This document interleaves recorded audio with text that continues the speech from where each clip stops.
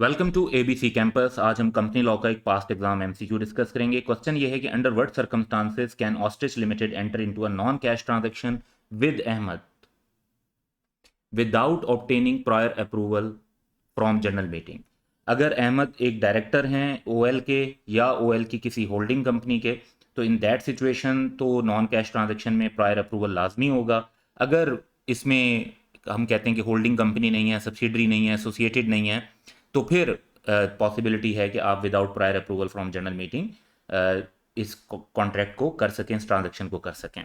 तो अकॉर्डिंगली जो relevant law है नॉन कैश ट्रांजैक्शन पर सेक्शन 211 वो हम अपने सामने रखते हैं। पहला ऑप्शन है Ahmed is the director in OL and OL is acquiring asset from a person connected to him. तो अब हम कहते हैं कंपनी और उनका जो पर्सन कनेक्टेड है उसके साथ अगर ट्रांजैक्शन हो रहा हो तो फिर आपको अप्रूवल चाहिए होता है। तो ऑप्शन ए तो नहीं हो सकता।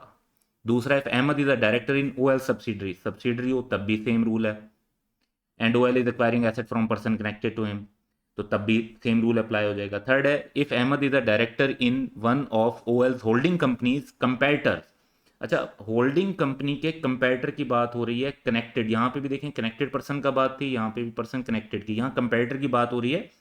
एंड ओएल इज एक्वायरिंग, यानी he is director in one of OL's holding companies comparator, holding company में नहीं, होल्डिंग कंपनी के कंपेरेटर में। तो होल्डिंग कंपनी वाला रूल यहाँ पर अप्लाई नहीं हुआ।